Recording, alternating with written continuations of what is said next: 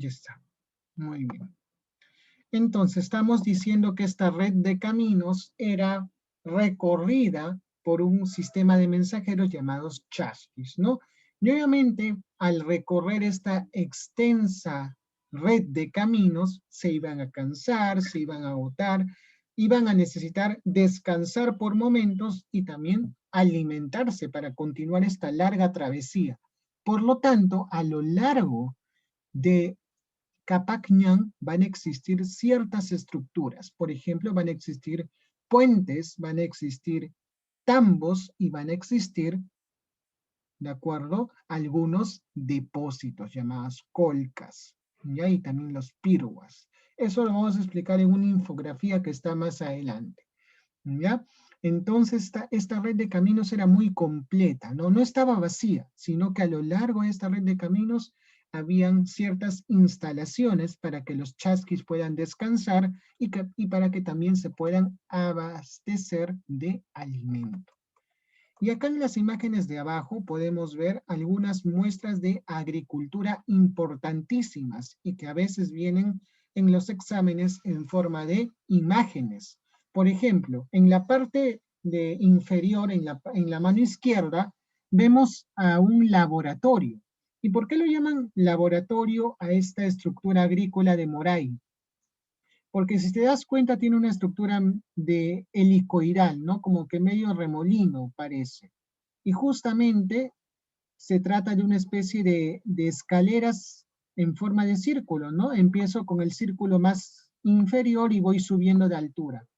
Y al subir de altura, obviamente las condiciones para cultivar van a ser diferentes, ¿de acuerdo? Si nosotros recordamos un poco geografía, a una diferente altura, ya sea una menor o a una mayor altura, las condiciones climatológicas son diferentes. A mayor altura, la humedad no es la misma. A mayor altura, la radiación solar no impacta de la misma forma, ¿ya? A la misma altura, la temperatura no es la misma, a diferente altura, perdón, no es la misma temperatura. ¿Ya? Entonces las condiciones cambian, las condiciones se modifican. Por lo tanto, los incas trataron de cultivar o de experimentar hasta qué altura puede resistir un producto. Lo que en geografía, en el tema de 8 regiones naturales, tu profesor denomina producto límite. Cuando estudian 8 regiones naturales, ahí hablan acerca de los productos límites, ¿no? Productos límites de la región Quechua, de la región Suni, de la región Jalca. Es decir, hasta esa altura, ¿qué cultivo resiste? Obviamente, cuando subimos a más altura y nos acercamos a los glaciares, a los nevados, los cultivos que resisten van a ser muy pocos. Entonces, para poder saber qué cultivos resisten a qué alturas, los incas construyeron esta especie de laboratorio rudimentario basado en la agricultura. ¿Cómo se llamó? Moray. ¿Ya? Y los andenes tú ya lo conoces, son como una especie de mesetas en la ladera de los cerros, ¿ya? ¿De acuerdo? Llamados andenes de Pisac. Muy bien. Y acá vemos los principales cultivos que hicieron los incas. ¿Ya? Los principales cultivos tenemos tubérculos, tenemos algunas frutas, de acuerdo, algunos cereales, ¿ya? Sobre todo lo que van a cultivar van a ser tubérculos y cereales, porque predominantemente eso se da en la región andina. Muy bien. ¿Qué más? Obviamente los incas, recordemos chicos que es como cuando hacemos la clase de Tahuantinsuyo es como hacer un repaso de todo lo que ya hemos visto hace clases atrás. Ya hemos visto clases atrás qué son los andenes, qué son los canales, qué son los reservorios, porque son técnicas hidráulicas y agrícolas que las civilizaciones preincaicas ya utilizaron. ¿Ya? Los guaruaru utilizaron los pucará, utilizaron los tiahuanaco, al igual que los huachaque que lo utilizaron en la costa norte, el control vertical de los pisos ecológicos que hemos visto en intermedio tardío, horizonte medio, los tiahuanaco también utilizaban. Entonces, nada de esto era nuevo. Las civilizaciones anteriores a los incas ya lo utilizaban. Lo único que hicieron los incas, como eran cosas que les servían, lo volvieron a aplicar. lo imitaron, lo copiaron, si lo quieres decir de esa forma. ¿Ya? Habían a lo largo del Capac Ñan, como les comentaba, ciertas estructuras, ¿no? Que eran especie de depósitos. Estos depósitos se llamaban colcas, se llamaban tambos y se llamaban piruas. ¿Ya? Recibían esas tres denominaciones, depósitos para almacenar el excedente de producción. La deshidratación, ya sabemos, ¿no? Que para conservar los alimentos y para que no se descompongan, se utilizaban ciertas técnicas de deshidratación, ya sea secándolo al sol o ya sea echándole un poco de sal para que el alimento se conserve. ¿Ya? Ahí tenemos el charqui, tenemos el tocuch y el chuño. Y en ganadería, que por así decirlo fue la actividad secundaria, la segunda actividad más importante dentro del Tahuantinsuyo, tenemos obviamente la crianza de camélidos. ¿Ya? Y acá, ¿qué dice? Dice técnica del chacu, ¿no? Si se recuerdan, eso lo hemos visto en poblamiento peruano. ¿Qué era la técnica del chacu? Era una técnica que utilizaban los antiguos pobladores andinos para poder cazar a los camélidos. ¿Y cómo los cazaban? Los tomaban por sorpresa y los rodeaban. Esa técnica de rodear al animal entre varios hombres se llama chacu. ¿Ya? Así se llama, chacu. Y era una técnica, como les digo, muy antigua. Los primeros pobladores peruanos en la región andina ya lo utilizaban miles y miles de años atrás. Y los incas lo continuaron utilizando. ¿Ya? Obviamente, de la llama, de la alpaca, de la vicuña, del guanaco, no solo extraes carne, no solo extraes, de acuerdo, alimentos, sino te dan otros beneficios. Te sirve el animal para transporte, como medio de carga, te sirve como inclusive un uso medicinal. Algunos antiguos pobladores de la región andina utilizaban la grasa de estos animales para poder elaborar medicamentos obviamente naturales, no farmacéuticos, no químicos, sino simplemente naturales, hechos a base de grasa de animal. Algunos con los huesos de estos animales hacían instrumentos musicales, ¿ya?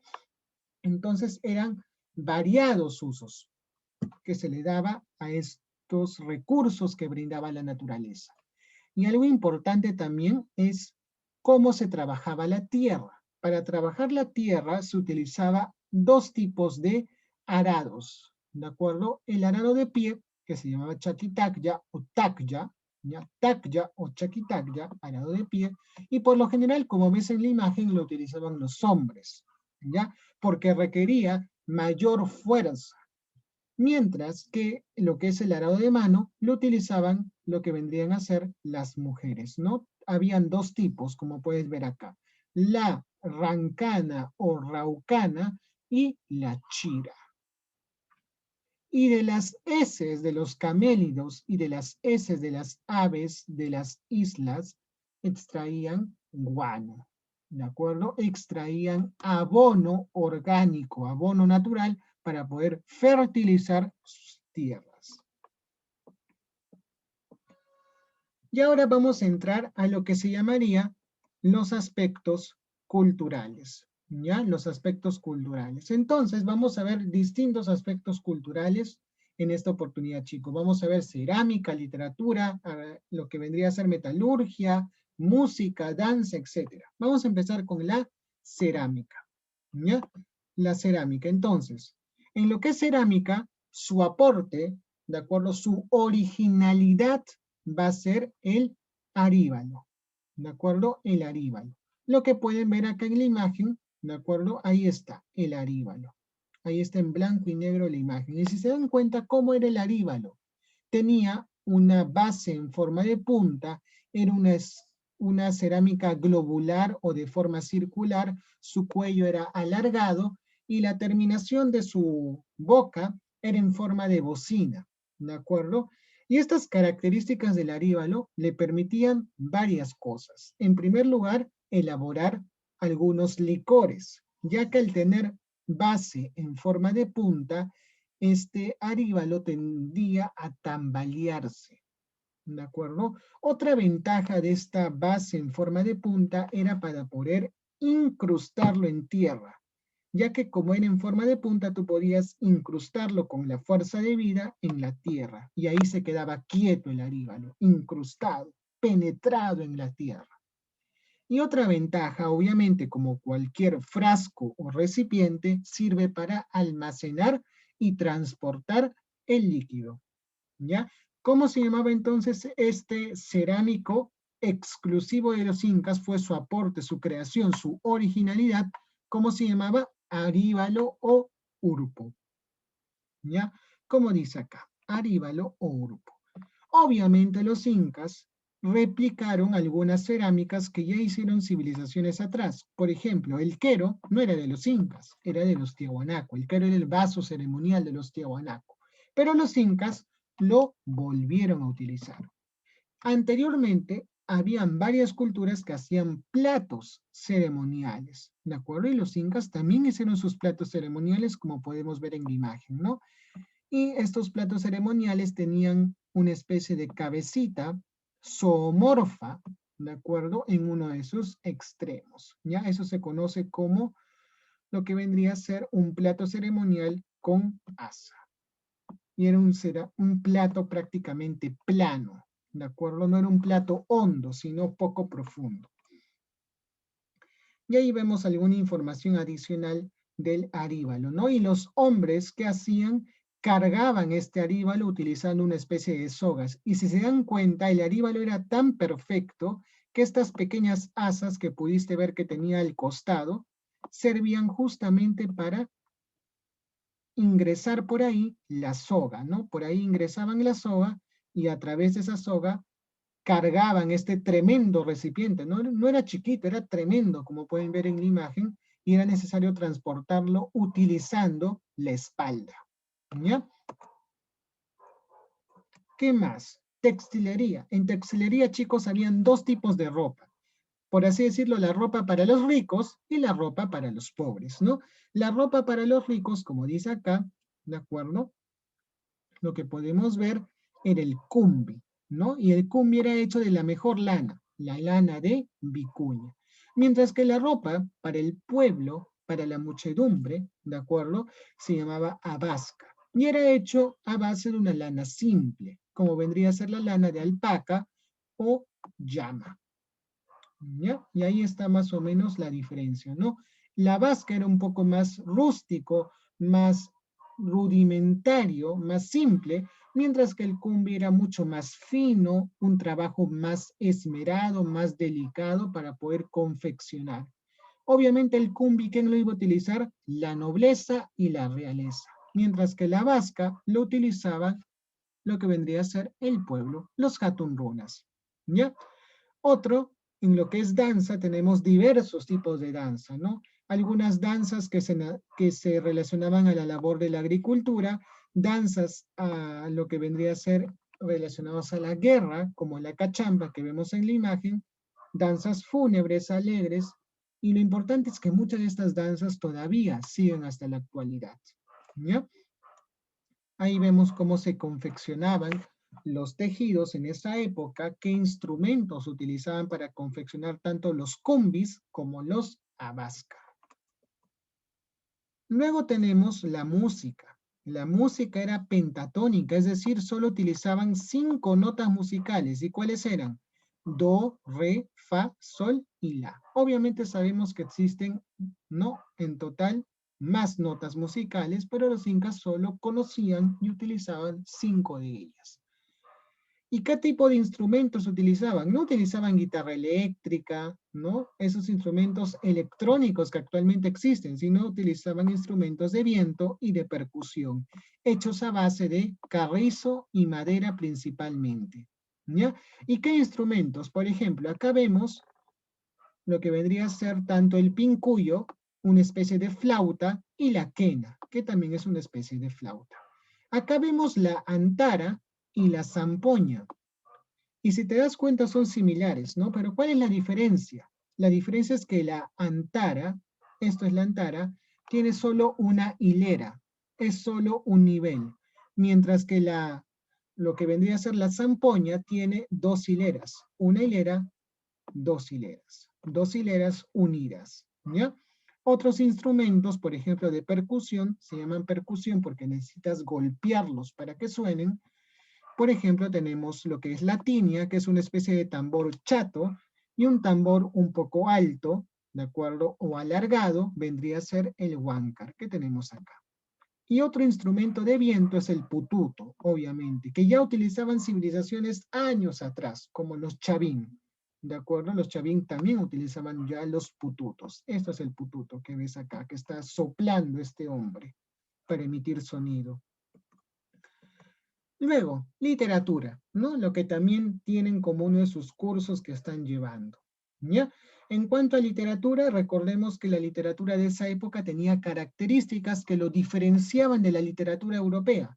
Por ejemplo, era oral, no era escrita, ¿de acuerdo? La mayoría de intelectuales coinciden en que el pueblo inca probablemente haya sido ágrafo. Obviamente hay por ahí teorías de que los quipus probablemente hayan sido sistemas de escrituras, pero todavía falta mucho más investigación, ¿de acuerdo? Pero hasta ahora la mayoría considera que son un pueblo ágrafo, sin escritura. ¿Qué más? La literatura era anónima, es decir, no existía el autor, el concepto de autor. Si tú lees la obra tal o el poema tal, no tiene autor. El autor somos todos nosotros, porque la literatura se recrea, la literatura se transmite de generación en generación. Todos somos parte de esta obra, todos somos los autores. No hay un autor individual, ¿ya? Así se creía durante el incanato. ¿Qué más? Cosmogónica, es decir, la literatura trataba de explicar el origen de las cosas. ¿Qué más? Colectivista, ¿no? Justamente lo que le estaba explicando. La literatura es una producción colectiva, una producción de todos. Todos hemos participado para crear esta obra literaria. ¿Qué más? Al ser la actividad económica principal la agricultura, la mayoría de manifestaciones culturales de los incas van a estar relacionadas con la agricultura. La danza, como hemos visto hace un momento, está relacionada con la agricultura. La música también. Y la literatura no era la excepción. ¿Qué más? Era clasista, es decir, la literatura, ¿de acuerdo? Era diferente según tu posición social.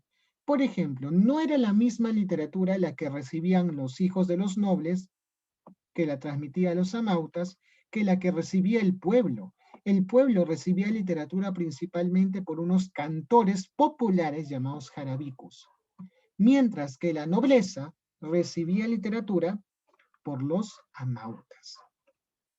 Y los géneros que se van a practicar van a ser en su mayoría el lírico y el épico. Obviamente el épico, chicos, ya lo hemos visto. El mito de los hermanos Ayar, la leyenda de Manco Cápac y Mama Ocllo.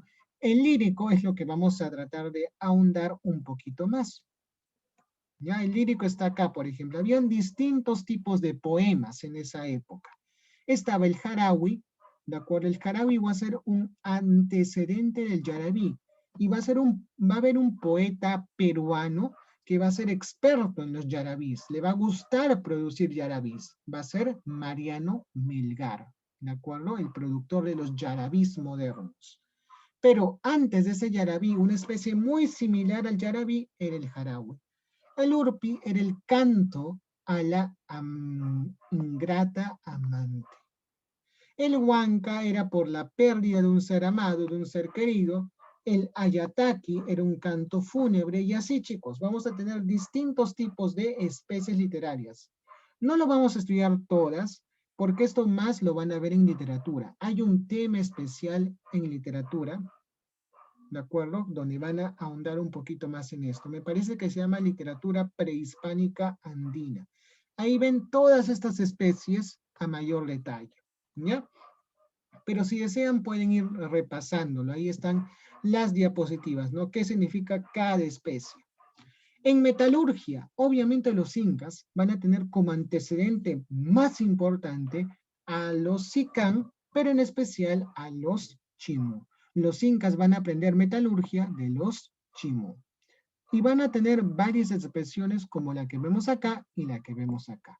Estos son estatuillas de oro y estas son conopas. Los conopas eran ídolos en forma de animal o en forma de fruta que uno confeccionaba ya sea de metal, ya sea de piedra o ya sea de madera y lo enterrabas en la tierra para adorar a la Pachamama, como una especie de ofrenda a la Pachamama para que la Pachamama te bendiga y tú puedas tener una buena producción agrícola.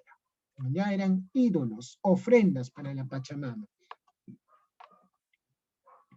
Acá vemos el calendario inca, ¿de acuerdo? Existían distintos meses, obviamente nosotros, por ejemplo, el año, cuando lo empezamos en enero, pero para los incas no empezaba en enero, empezaba en diciembre, y el mes se llamaba Capac Raimi, ¿de acuerdo?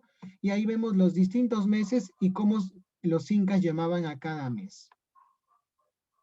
Dentro de estos meses, donde se va a realizar pues lo que vendría a ser el Inti Raymi, ¿no? El Inti Raymi va a ser durante el mes de junio, mientras que el Capac Raymi va a ser en diciembre, ¿no? Esos 2 meses, chicos, recuérdenlo bien, junio y diciembre. Diciembre, Capac Raymi, donde se realizaba el Huarachicu, que era una ceremonia en la cual los futuros adultos, que en ese momento todavía eran niños o adolescentes, iban a demostrar que ya estaban capacitados, que ya habían madurado para convertirse en adultos, para convertirse ya en unos hombres hechos y derechos, ¿ya? Y en junio era la gran ceremonia a favor del dios Sol, a favor del dios Inti, el Inti Raymi. En arquitectura, bueno, en arquitectura ni qué decir, hay un montón de muestras arquitectónicas dejadas por los incas, ¿no? Habían 3 tipos de arquitectura, la civil, la religiosa y la militar. La militar eran fortalezas, como el Sacsayhuamán, que vemos acá en la segunda imagen. La civil podría ser ciudadelas, como la ciudadela de Machu Picchu, ¿de acuerdo? Que es una de las maravillas del mundo moderno. Y militar, perdón, y religiosa podría ser un templo, ¿de acuerdo? Como el Coricancha, ¿de acuerdo? Como el Inti Cancha. Pero la mayoría de esos templos ya no existen. ¿Y por qué ya no existen? Porque los españoles cuando nos conquistaron, ¿de acuerdo? Tanta era la reprensión contra la religión andina que la consideraban como una religión pagana, que decidieron encima de los templos indígenas construir templos católicos, templos españoles. Era una forma de conquistar ideológicamente a los incas, ¿de acuerdo? Por eso en la actualidad existen templos católicos que están construidos encima de templos incas. Y acá, chicos, habían 3 tipos de estructuras, ¿no? La cayanca, que era una especie de casa alargada, de casa grande, ¿de acuerdo? Para recibir a varios visitantes. El uchnu, que como ves tenía estructura cuadrangular, y el cancha era sinónimo de barrio, ya un barrio donde habían varias casas. Y acá vemos que existían distintos tipos de puente. Puente colgante, puente flotante, ¿de acuerdo? Puente de piedras y el puente de tronco sobre piedras. Una variante de un puente colgante. Y a lo largo del Capacñán, chicos, existían distintos tipos de estructuras. El tambo, ¿de acuerdo? Que como ves acá servía justamente para dar un pequeño descanso, ¿no? En el largo trayecto que todavía te quedaba a lo largo del Capacñán. También a lo largo del Capacñán podrían existir ciudades, ¿de acuerdo? A lo largo del Capacñán también existían apachetas, que eran una especie de altares para los dioses, para los apus. Y hay también estas pequeñas casas llamadas chasquihuasi, justamente, ¿no? Huasi, recordemos que significa casa, y chasqui, justamente estos mensajeros que recorrían el Capacñán. Por último, religión. Religión fue politeísta, varios dioses, ¿de acuerdo? Panteísta, porque cada dios estaba simbolizado pues con los elementos de la naturaleza. Había dios del sol, dios de la luna, dios del rayo, dios del trueno, ¿de acuerdo? Dios del agua, dios de la tierra, etc. Y algunas terminologías religiosas. Pacarina era el lugar de origen. Malqui era la momia del Inca. Conopa eran estos ídolos, ¿de acuerdo? Ídolos en forma de animal o en forma de fruta. Huamanis o apus eran los espíritus de las montañas. Y los apachetas eran estos altares, ¿de acuerdo? A favor de esos apus. ¿Qué más? Capacocha eran sacrificios humanos. Cuando un inca se iba a coronar, como era un evento importantísimo, era necesario hacer un sacrificio humano, algo que también hacían los mayas y los aztecas. Los mayas y los aztecas también sacrificaban, de acuerdo, personas. Ya eran un poquito más sangrientos inclusive. Dioses, ya los conoces a los dioses, el conocidísimo Huiracocha como la divinidad ordenadora, el Inti como el dios sol, Tunupa, dios de los volcanes, Quilla, la diosa luna, Pachamama, la madre tierra, Pachacamac, el dios de los temblores, y Yapa, el dios trueno, que también se llamaba Catequil en Cajamarca. ¿Ya? Principios de la cosmovisión, dualidad y complementariedad. Es decir, cada cosa tiene su opuesto y esos dos opuestos se complementan. ¿De acuerdo? Lo blanco tiene su negro y el blanco y el negro se complementan. ¿De acuerdo? Serán opuestos, pero se complementan y forman una unidad. Ya, un todo.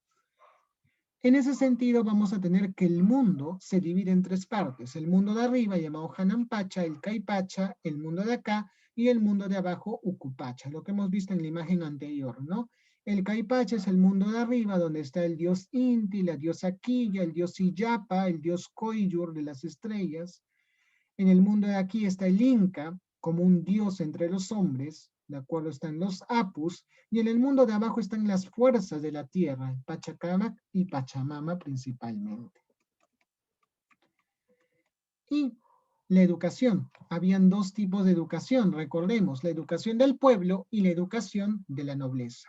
La nobleza obviamente se educaba en los Yachayhuasi, que se llaman Casa del Saber, donde los maestros eran los amautas. Ahí se les enseñaba diversas materias, lengua, teología, estadística, diversas materias que tú estudias actualmente tanto en el colegio como vas a estudiar en la universidad, ¿ya? Y lo interesante, chicos, y la diferencia entre el Yachayhuasi y el Acyahuasi es que el Yachayhuasi solo existía uno, solo existía un Yachayhuasi. ¿Y dónde estaba? En el Cusco. ¿Ya? ¿Por qué? Porque en el Cusco justamente era la residencia, era el lugar donde vivía toda la nobleza. ¿Ya? Y al finalizar tus estudios, así como tú cuando terminas la secundaria, la primaria o la universidad, te gradúas, esa graduación de estos estudiantes para colocarse ya las orejeras y la guaura, que era una especie de calzoncillos, ¿ya? Se llamaba huarachico. Y este huarachico estaba lleno de pruebas físicas, ¿de acuerdo? De pruebas en las cuales tú tenías que demostrar que estabas apto para ser un adulto. El Acyahuasi era la casa de las escogidas, la maestra se llamaba Mamacona, y como puedes ver en la imagen, ¿qué hacían en el Acyahuasi? Tejían y producían chicha de jora. Ahí está un poquito de información del Huarachico y cómo era la educación del pueblo. El pueblo no iba al Yachayhuasi, el pueblo se educaba en la práctica. El padre enseñaba al hijo, ¿de acuerdo? Y así, de generación en generación. Y la educación era práctica. Por lo general, el padre que le enseñaba al hijo, agricultura, ¿de acuerdo? Para que pueda sostener, para que pueda formar una familia y tenga sustento económico. ¿Ya? Una educación muy simple para esa época. Mesoamérica, civilización maya. ¿Ya, chicos? Si tienen alguna clase normal, pueden ir. Yo voy a terminar lo que vamos a hacer ahorita para ya dejarlo grabado y subirlo ya al canal. Y ahí lo pueden ver la última parte. Si desean, pueden ya ir retirándose porque también ya me pasé de la hora. ¿Ya? Pero si desean, también se pueden quedar. ¿Ya? Última parte, para terminar ya este tema y ya la otra semana avanzar con expansión europea. Civilización maya. ¿Dónde se ubicaron los mayas? Ellos se ubicaron en Centroamérica, entre países como lo que actualmente conocemos Honduras, Salvador, Guatemala, Belice y parte de México. ¿Ya? Esa región entre Honduras, Salvador, Guatemala, Belice y parte de México se llama Península de Yucatán. Así se ubicaron los mayas. Los mayas no era un estado unificado, era una especie de conglomerado de ciudades-estado, tipo Grecia, para que me entiendas. Los griegos también se organizaban en ciudades-estado o polis. ¿Ya? La actividad económica principal era la agricultura. ¿Y a qué se dedicaban? Al cultivo de maíz. ¿Ya? Muy bien. Otra actividad económica importante era el comercio. ¿Y con qué comercializaban? Con semillas de cacao. Interesante, ¿no? ¿Qué más? Sociedad era jerárquica y clasista, al igual que las sociedades del Tahuantinsuyo, de Tiahuanaco, de Huari, de todo lo que hemos visto, guardan la misma semejanza. ¿Ya? En la clase alta, ¿quiénes estaban? Los nobles y los sacerdotes. Y en la clase baja estaban los artesanos, el pueblo y los esclavos. O sea, la civilización maya fue una sociedad esclavista. ¿Ya? En religión, tenemos que eran politeístas. Como vamos a ver en la imagen que viene después, van a tener un cuadro de dioses. Ya van a tener varios dioses. Y estos dioses van a estar relacionados con la fuerza de la naturaleza. Por eso se va a llamar panteísmo. El dios creador se va a llamar Hunatku, mientras que otro dios importante en forma de serpiente emplumada se va a llamar Kukulkan. Y el libro sagrado, así como los católicos, los cristianos tienen como libro cristiano la Biblia, el libro sagrado para los mayas es el Popol Vuh, el cual explica su origen, el origen de los mayas. La escritura que ellos manejaban era una escritura que ya los egipcios conocían, jeroglífica, ¿sí o no? Y esta escritura jeroglífica tenía signos fonéticos, es decir, los signos tenían sonido y también era en base a dibujos, ideográfico. ¿Ya? Ahora, como muestra o evidencia de esa escritura tenemos tres códigos, el trocortesiano, el dresdensi y el peresiano. Matemáticas. En cuanto a matemáticas, chicos, tenemos el uso del cero y el sistema vigesimal. Es decir, ya conocían ellos el cero, a pesar que en algunas partes de Europa no conocían el cero hasta esa época. ¿De acuerdo? El cero, otra civilización que conoció el cero fueron la civilización hindú, la civilización de la India, ya conocía el cero también. El número pi también conocía, ¿ya? Los mayas también conocían el cero. Por último, un conocidísimo aporte de los mayas, el calendario maya, que tanto revuelo ha ocasionado en este siglo, ¿no? Tanto es así que por ahí lanzaban fechas, ¿no? El 2000, el año 2000 se acaba el mundo, ¿no? El año 2012 se acaba el mundo, ¿no? Tratando de correlacionar estos últimos tiempos con el calendario maya, con las fechas del calendario maya. Y también con algunos dichos de un profeta llamado Nostradamus, ¿no? Sobre el fin del mundo. Y el final de los mayas no fueron conquistados. Los mayas van a llegar a su fin por una sencilla causa, desequilibrio ecológico. Van a explotar tanto su medio natural que prácticamente se van a quedar sin tierras, sin recursos, y los mayas sin recursos no podían vivir. Por lo tanto, tuvieron que abandonar sus ciudades e ir en búsqueda de nuevas tierras. Así terminó la civilización maya, ¿de acuerdo? Por un colapso ecológico. Y acá vemos, chicos, eran politeístas, como pueden ver, ¿por qué? Porque no había un solo dios, habían varios dioses. Y esos dioses, como pueden ver acá, tenían forma de ¿qué? De hombre unido con forma de animal, ¿no? Por lo general siempre estaba presente el símbolo de la serpiente y el símbolo del ave, ¿ya? Acá tenemos el sistema de escritura, ¿de acuerdo? Como puedes ver, cada letra era representada por un pequeño dibujo, ¿de acuerdo? Por un pequeño pictograma, por eso se llama escritura pictográfica, ¿ya? Los mayas también realizaban sacrificios humanos, tanto es así que algunos historiadores afirman, ¿no? Que al momento de sacrificar a la persona, le sacaban el corazón y ese corazón lo elevaban al cielo como una ofrenda para los dioses, ¿no? Y el corazón todavía estaba latiendo, o sea, apenas mataban a la persona, le sacaban rápidamente el corazón para que esa ofrenda sea una ofrenda sagrada, una ofrenda perfecta para los dioses, y el corazón todavía se encontraba latiendo. O sea, la persona ni siquiera moría en su totalidad y ya le sacaban el órgano. ¿Qué más? Una de las maravillas modernas junto a Machu Picchu es Chichen Itza, una pirámide.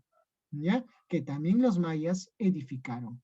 Y si te das cuenta, esta pirámide, al igual que muchas de las pirámides mayas, su diseño arquitectónico se repite en muchas culturas que habitaron el Perú antiguo, ¿de acuerdo? Muchas culturas de nuestro Perú construyeron pirámides así, pirámides truncas. ¿Qué significa pirámide trunca? Que no termina en punta, ¿de acuerdo? Porque una pirámide por lo general tiene que terminar en punta, ¿no? Como una especie de triángulo. Pero esta pirámide no termina en punta, se llama pirámide trunca. Y muchas civilizaciones antiguas en el Perú desarrollaron pirámides truncas. Por eso, como hemos visto en la clase del formativo, un autor llamado Max Uhle planteó una teoría. ¿Qué dijo él? Que la cultura peruana, ¿de dónde proviene? De Mesoamérica, proviene del exterior. Los mesoamericanos desembarcaron en la costa peruana y dieron origen a 3 protoculturas, Protonazca, Protochimú y Protolima, en la costa norte, centro y sur. Y de esas 3 protoculturas nació toda la alta cultura peruana.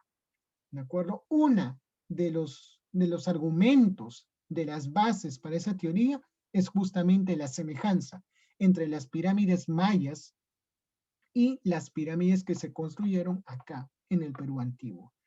Y esta última imagen es la imagen de la ciudad flotante de Tenochtitlán. La ciudad de Tenochtitlán se ubicó prácticamente encima del agua, encima de un lago. Era una ciudad flotante, era la capital de los aztecas. Los aztecas van a ser muy similares a los mayas en muchos aspectos. Ellos se ubicaron básicamente en México, ¿de acuerdo? Mientras que los mayas estuvieron más ubicados en Centroamérica, los aztecas más en Norteamérica, por así decirlo. Su dios principal va a ser Huitzilopochtli, ¿de acuerdo? El dios sol, el dios de la guerra y el dios del fuego.